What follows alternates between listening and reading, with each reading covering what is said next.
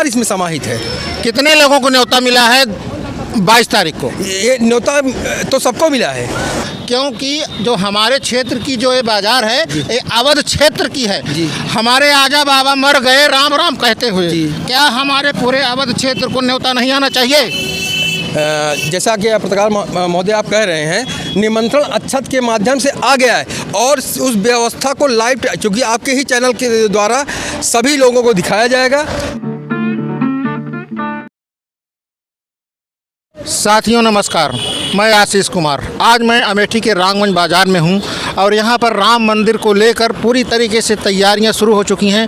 पूरी जगह, हर जगह पे झंडे लगने शुरू हो गए हैं और हर जगह पे सफाई का कार्यक्रम शुरू हो चुका है। तो मैं आज यहां के ग्रामीणों से और बाज़ार वासियों से कुछ बातचीत करूंगा कि इनको कितना अच्छा लग रहा है या ख़राब लग रहा है। हाँ, तो बताइए, राम मंदिर की प्राण प्रतिष्ठा 22 जनवरी को है, आप इस पर क्या कहना चाहेंगे? 22 जनवरी को मोदी जी जो है मतलब पूजा पाठ करके जो है उद्घाटन करेंगे मंदिर का, और बहुत प्रशंसा की बात है जो है मंदिर की, जो है इतना दिनों बाद जो है मंदिर पूजा किया जा रहा है। राम अयोध्या लौटे हैं और हर्षोल्लास के साथ मनाया जा रहा है। सफाई इतनी बढ़िया सी सफाई हो रही है और भी देख सकते हैं सजावट, बाज़ार में सजावट भी हो रही है, लाइट की व्यवस्था की जा रही है। और इतने क्या बताएं कि जो है इतनी प्रशंसा की बात है कि जो है हम कह नहीं पा रहे हैं कि इतना अच्छा मतलब जो है सजावट हो रही है और हम कुछ कह नहीं सक रहे हैं। अच्छा, ये बताएं, जिस प्रकार से सजावट हो रही है, अगर इसी प्रकार से आपके बच्चों को रोज़गार मिलता तो आपको कितना अच्छा लगता? राम मंदिर की प्राण प्रतिष्ठा हो रही है, पूरे जगह के झंडे लग रहे हैं, हर चीज़ लग रहा है, कितना अच्छा लग रहा है आपको? अरे भव्य लग रहा है, पूरा भव्य लग रहा है। अगर इसी तरीके से आपके बच्चों को रोज़गार मिलता, क्या इससे अच्छा लगता कि कम अच्छा लगता? नहीं, और भव्य लगता। क्या क्या क्या भव्य लगता? और अच्छा लगता भाई, अगर रोज़गार भी और मिलता तो और भी बढ़िया बात हो जाती। रोज़गार नहीं मिल रहा है क्या? नहीं, रोज़गार मिल रहा है लेकिन और मिलना चाहिए, सभी को मिलना चाहिए। अच्छा, ये बताएं कि जो चारों शंकराचार्य हैं वह जो है विरोध कर रहे हैं, वह सनातनी नहीं है क्या? नहीं, विरोध क्या कर रहे हैं वो?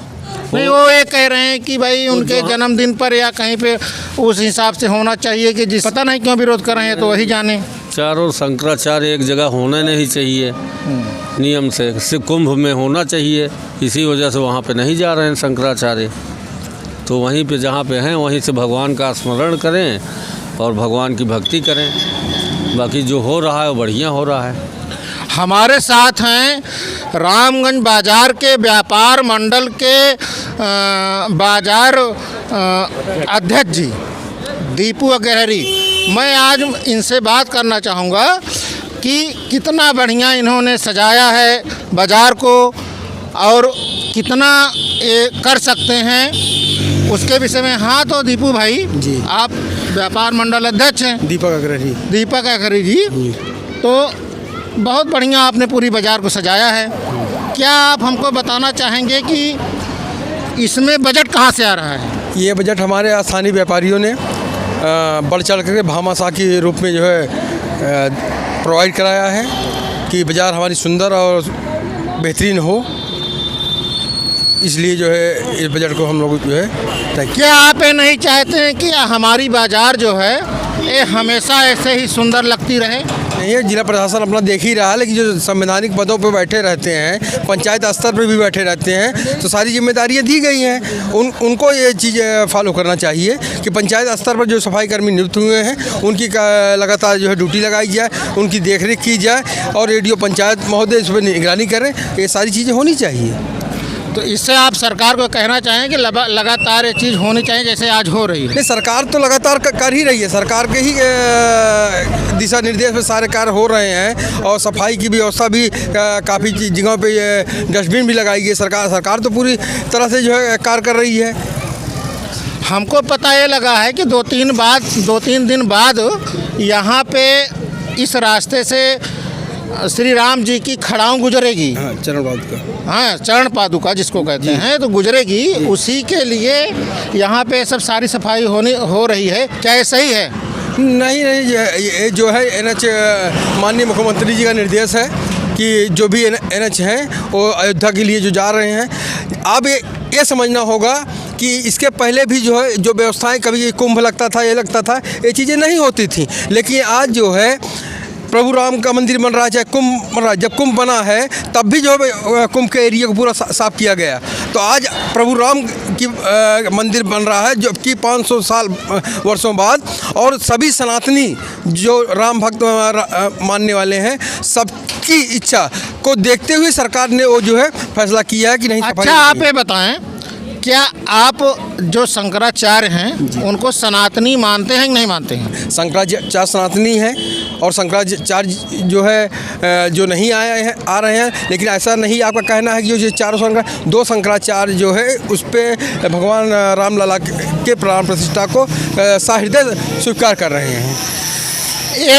एक शंकराचार्य ऐसे हैं जिनके ऊपर एक पत्रकार ने कहा कि इन्होंने 5 लाख रुपया लेके और कुछ गड़बड़ी किया है। तो आप उस पर क्या कहना चाहेंगे? अब इसमें तो हम कुछ नहीं कह सकते, चूँकि पत्रकार आपके ही लोगों के बीच में होंगे क्या है, तो उसमें हम कुछ नहीं कह सकते हैं। अच्छा, तो ये आप बताएं कि आपने राम मंदिर के लिए चंदा दिया था कि नहीं दिया था? हाँ, हमने चंदा भी दिया था।